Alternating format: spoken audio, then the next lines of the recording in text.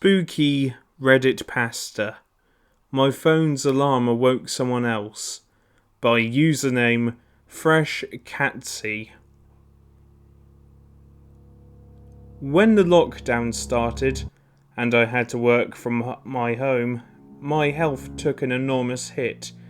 It was when I started feeling pain in my back that I knew, if I don't start exercising and eating healthily, I will be in big trouble. So I set an alarm on my phone for 5 AM, even though my job does not start until 10 AM.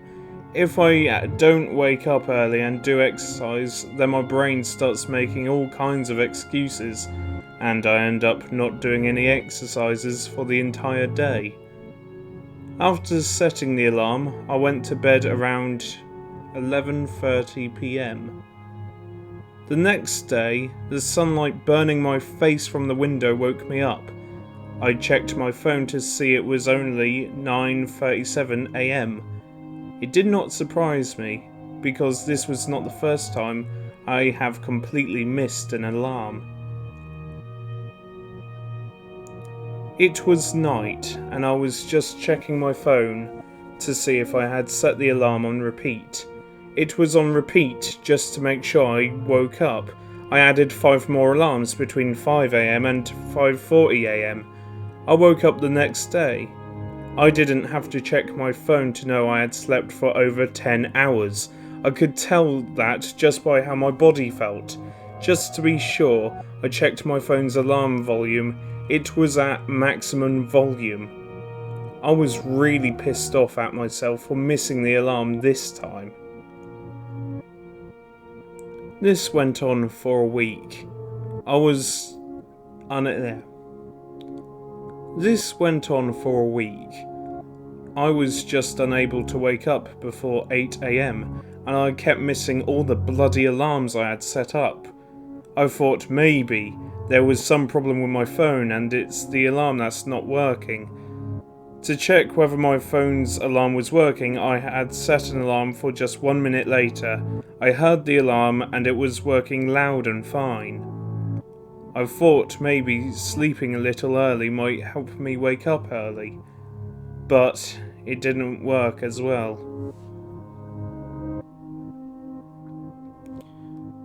You see, I lived in an apartment with my roommate Mike, who was also my co-worker. We had met him through work and became really good friends too. I don't know what I was thinking because I asked him if he was coming into our room to turn off the alarm. I knew he didn't like any disturbance when he was sleeping. Our neighbour liked to listen to music right after waking up. He would listen to loud music from 7 AM onwards. Mike went to our neighbour to talk about this. The neighbour was admittedly a cool guy, and he agreed not to play music on his speakers.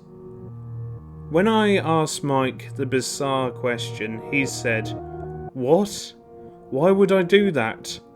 I don't even hear your alarm from my room, and if it disturbed me, I would let you know before doing something like that." I apologised to him and he said it's okay. It was now night, and I still made sure I had set the alarms.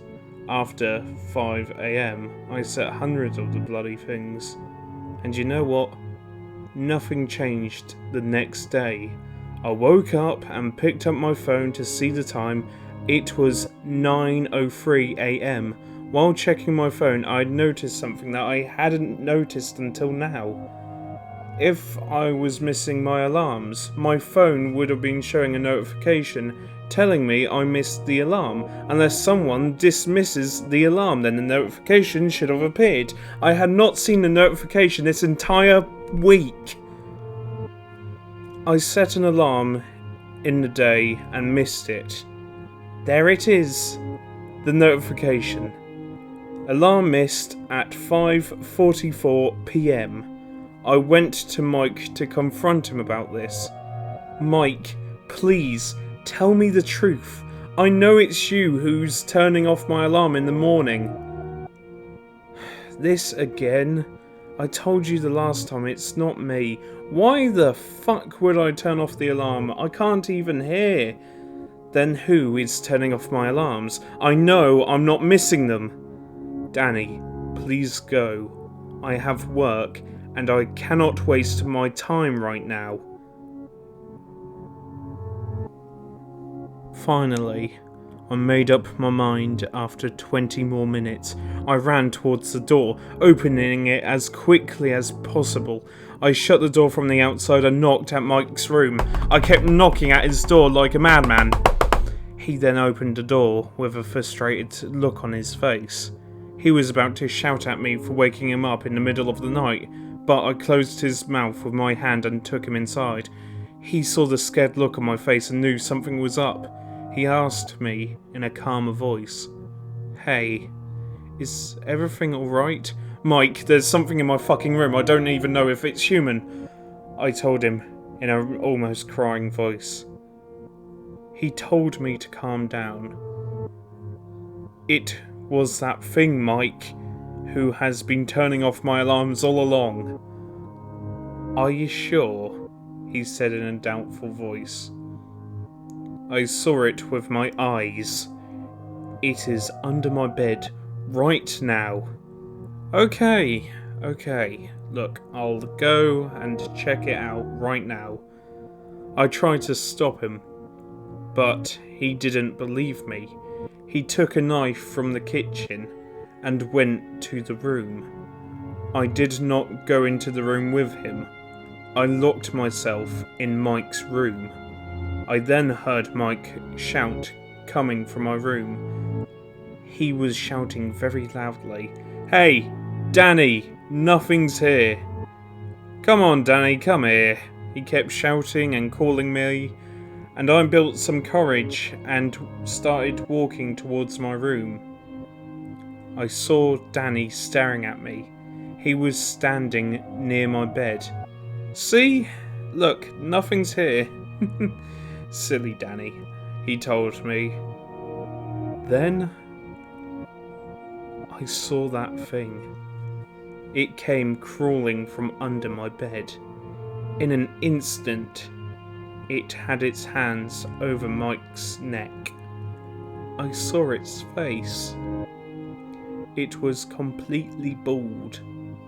Not a single hair on its body. Its skin was completely grey.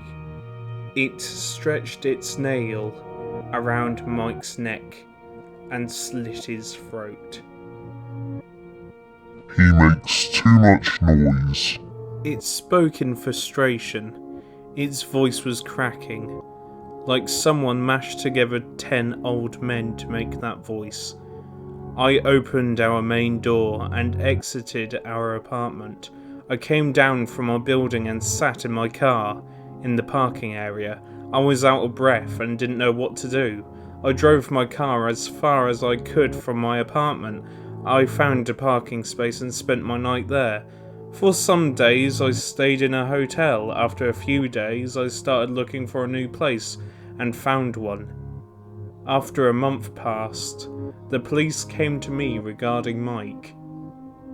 They said his sister had filed a complaint about him missing and not answering his phone. The police said they went to our apartment and found nothing. I was the prime suspect of Mike's missing case because I was the last person to see him. Me leaving the apartment with all my stuff there also didn't help. I said nothing about the creature to the police. I know they will not believe me due to the lack of evidence against me. They cleared me of suspicion. I don't know what happened to Mike's body. I am sharing this story so that people know what really happened to Mike.